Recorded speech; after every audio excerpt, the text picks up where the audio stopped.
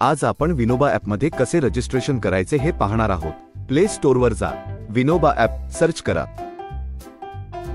App शोधून आल्यानंतर Vinoba app ओळखा। विनोबा ॲप इन्स्टॉल करा।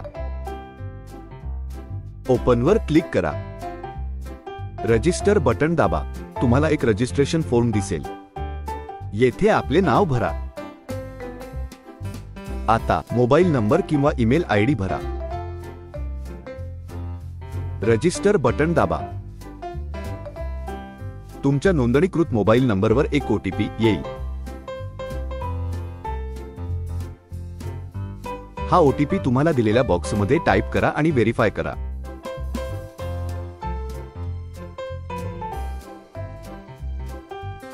ओटीपी व्हेरिफिकेशन झाल्यानंतर तुम्हाला एक स्ट्रॉंग पासवर्ड सेट करण्यासाठी सांगितले जाईल।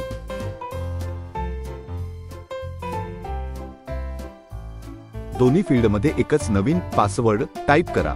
जो पासवर्ड तुम्ही पहिल्या जागी टाइप कराल तोच पासवर्ड दुसऱ्या जागीही टाइप करावा। UDIS क्रमांक भरा आणि शाळा निवडा। ऍक्टिव्हेट अकाउंट हा बटन दाबा।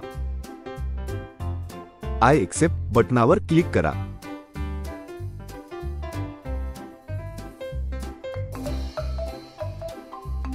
तुम्हाला कोणते वर्ग घ्यायचे आहेत ते निवडण्यासाठी वर्ग क्रमांकांवर टॅप करा।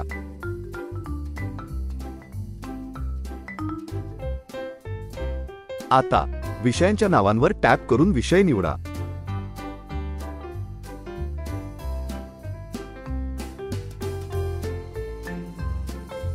येथे माध्यम निवडा। मराठी भाषा आधीच निवडलेली आहे। जर तुम्हाला इतर भाषा निवडायची असेल तर शो बटन दाबा। आता कोणतीही भाषा निवडा। सेटिंग्ज सेव्ह करण्यासाठी सेव्ह बटन दाबा। तुम्ही विनोबा ॲपवर नोंदणी प्रक्रिया पूर्ण केली आहे। या ॲपचा वापर करण्यासाठी विनोबा ॲप टीमकडून तुमची ओळख पडताळणी करणे आवश्यक आहे। विनोबा ॲपच्या व्हॉट्सॲप ग्रुपवर तुमची माहिती पाठवा। ते तुमचे खाते 2 दिवसांत सत्यापित करतील। एकदा सत्यापित झाल्यावर तुम्हाला हा स्क्रीन दिसेल।